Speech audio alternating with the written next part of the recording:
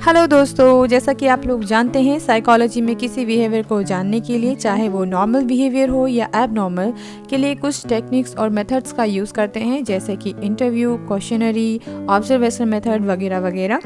तो आज मैं डिसऑर्डर से हटकर इन्हीं टेक्निक्स और मेथड्स के बारे में बात करूंगी, जिसमें से एक है ऑब्जर्वेशन मेथड।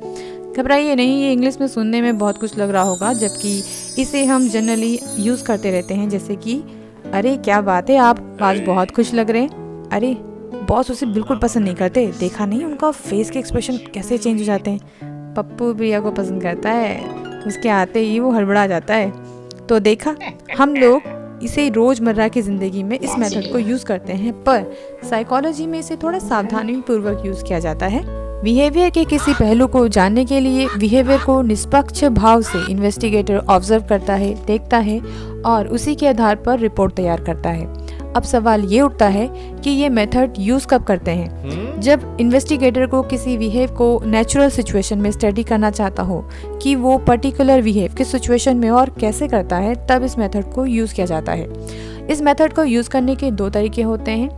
पहला है सिस्टमेटिक और दूसरा है अनसिस्टमेटिक। सिस्टमेटिक जैसे कि नाम से ही पता चलता है, अगर घटना या सिचुएशन को कंट्रोल करके उस पर नियंत्रण करके स्टडी करते हैं, ऑब्जर्व करते हैं उसे, तो ये सिस्टमेटिक ऑब्जर्वेशन कहलाता है। ये भी दो तरीके से किया जाता है, मतलब कि अगर आप किसी ग्रुप का ऑब्जर्वेशन कर रहे हैं तो या तो उसके सहभागी बन जाइए, पार्टिसिपेट बनकर ऑब्जर्वेशन करिए, या नॉन पार्टिसिपेट बनकर उसे दूर से ऑब्जर्व करिए। और दूसरा है अनसिस्टमेटिक, जो नेचुरल तरीके से होता है, जिसके ऊपर इन्वेस्टिगेटर का कोई कंट्रोल नहीं होता है।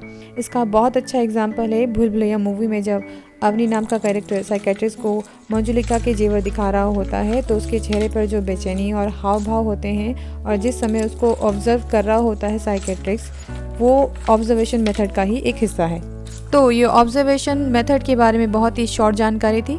जनरली जब हम लोग बस में सफ़र कर रहे होते हैं तो यूं ही लोगों को ऑब्जर्व करने लगते हैं, तो ये भी ऑब्जर्वेशन मेथड का ही एक एग्जांपल है।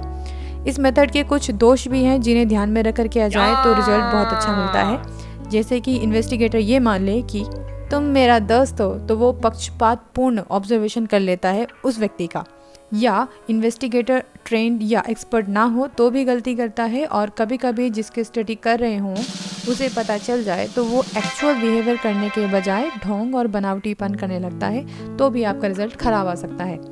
तो आगे हम और भी साइकोलॉजी की डिसऑर्डर्स और टेक्निक्स के बारे में चर्चा करेंगे। मेरी वीडियो देखने के लिए धन्यवाद।